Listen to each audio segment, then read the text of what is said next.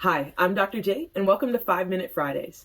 I have a background of a master's in human performance / applied sports science and a doctorate in sport and performance psychology. This week's episode is going to cover stress and its impact on training. Please like, comment, share, and subscribe for more 5-Minute Fridays with your Dr. J. Before we get really deep into stress and kind of its overall impact on training, and even how we prescribe training methodology and work forward with our training to get these adaptations that we're pursuing, we're going to take a look at this quote by Hans Selye, where he says, "Stress is the common denominator in all adaptive reactions of the body." All right. And so when we look at that deeper and when we think about that, we realize that everything that we've got going on, every piece of training, every session that we go to has impact on our overall performance picture when we look at ourselves as building this large portfolio of athletic competence, right? And so our whole point of training is to build ourselves into better and more efficient and more effective athletes, right? And this is a whole person perspective, right?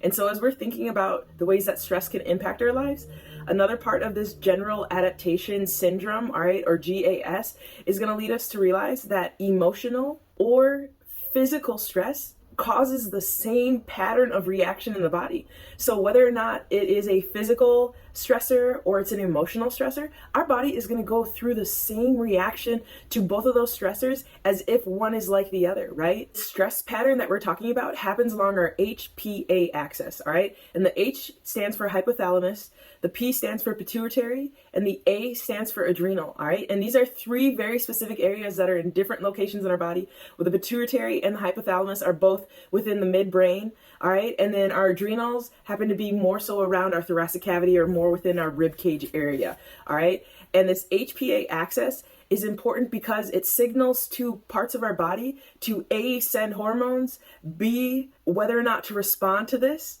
all right? And it signals more within our midbrain, right? And so that might lead to an action that follows, whether that is ignited by the hormonal response or it's in combination with that hormonal response, or we have this hormonal response happen and we might not even be cognizant of it as it's going on. And then we have that action piece of it, right? Then going deeper into this GAS model, we're going to see that there's three parts to it, right? It's going to be an alarm phase, all right? And that alarm phase is the first space, right? We need to recognize that there's a stressor occurring or there's a stressor happening, right? And that's all that's going to happen during that alarm phase. It's going to be introduced to us, all right? After that alarm phase, we're going to go through a resistance phase. And I'm not talking about resistance training per se. And so this resistance phase is going to be that initial part of the action that occurs, right? And so our body might fight against the stressor. Our body might go with the stressor. Our body might not respond until the stressor reaches a certain level until the next alarm goes off, right?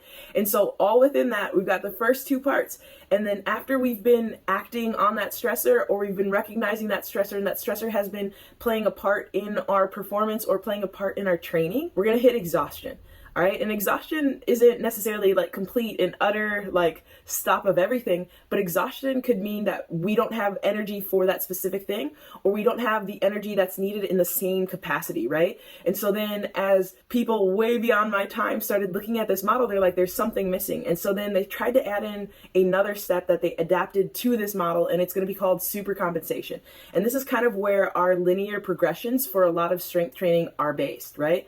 And so you're going to go through this alarm phase, which is the introduction, right? You're going to hit that resistance, which is our time period of us working through the stimulus or stimuli, right? And then after that, you're going to hit exhaustion, which is going to be the point that we need a break or a rest to reset, right? And then after that comes the supercompensation. So if this is where we're starting at with our alarm phase and this is our baseline, and then we go through that resistance and we're fighting, working against, and then you hit exhaustion, you're going to have a slight decrement or a slight drop off in your performance right before it supercompensates, right? And that supercompensation, our goal is that supercompensation is above the base level that you started at before that stimulus or stimuli were introduced to you, right? And so our goal is that our training kind of takes this mini plateau form, and you're going to have these small dips, and we're trying to match the rest that's needed for you to get these proper adaptations with the work that you're doing. So then as we apply this to our training and ongoing regimens, and we're building out plans that are lasting years or maybe even months to weeks, right? Even day to day, right?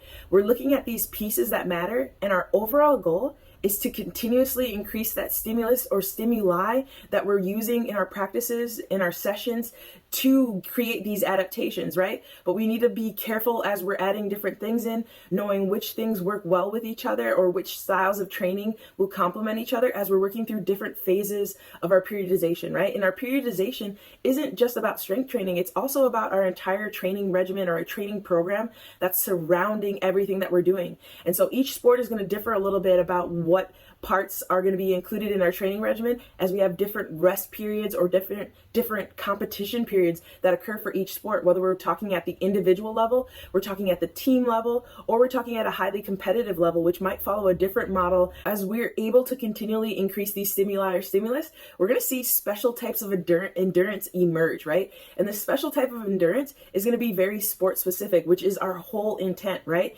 And so as we're able to handle our sport better and we're creating these adaptations that are very sport specific, we're going to be more efficient at the actions that we're trying to create, the skills that we're trying to implement, and we might be able to do those skills longer, better, for more amounts of time in a given set, which will lead to success down the road, right? And this is a very strategic approach to creating better athletes and better sport play and better action within our performances. But this comes with a caveat of being able to match that higher stimulus and that higher training load with appropriate rest so that you're able to get these benefits, right? Because a lot of times injury can occur when we're raising up that training level or that training status, but we're not getting adequate time to recover, and we're having injuries that might occur because of fatigue. Then my encouragement to you as you look at this information and you think about these stressors that you want to add into your training and adaptation approach, think about how different combinations of these stimuli might impact your training and which are better suited to be paired together and which things need to be trained on their own so that you can rest in between those things and you can give it the time that's needed for you to be able to get those benefits. As we're focusing on our performance and we're focusing on improving our performance, it is crucial that we try to reduce our external stressors, right? And that's not saying that we're going to get rid of all of our external stressors, but some of the areas that we can kind of control or influence within our reach are going to be our hydration and our nutrition status, right? And so that we're making sure that we're refueling our body after we're having these intensive training sessions, right? And then that we're resting and sleeping, right? And rest and sleep can be viewed as two very different things, right? Sleep is magic as far as helping our body heal, right? And if you're unsure of that, go back and watch my 5-Minute Friday that was about sleep, right? And then rest is going to be making sure that we're adjusting our training sessions throughout the week so that we're able to give that 100% when it comes time for us to put in that work and we're ready to go, right? And then last but not least, considering where your training status is as you're starting to add to your training load, right? Don't overshoot it and try to rise up too quickly, because that can cause some setbacks that we could have prevented by proper planning and proper approaches to upping our training load and training status, right? And so figuring out how to balance between the two is very crucial. And if you need more information on how to balance the two, don't hesitate to reach out. Thank you for joining us for this 5-Minute Friday.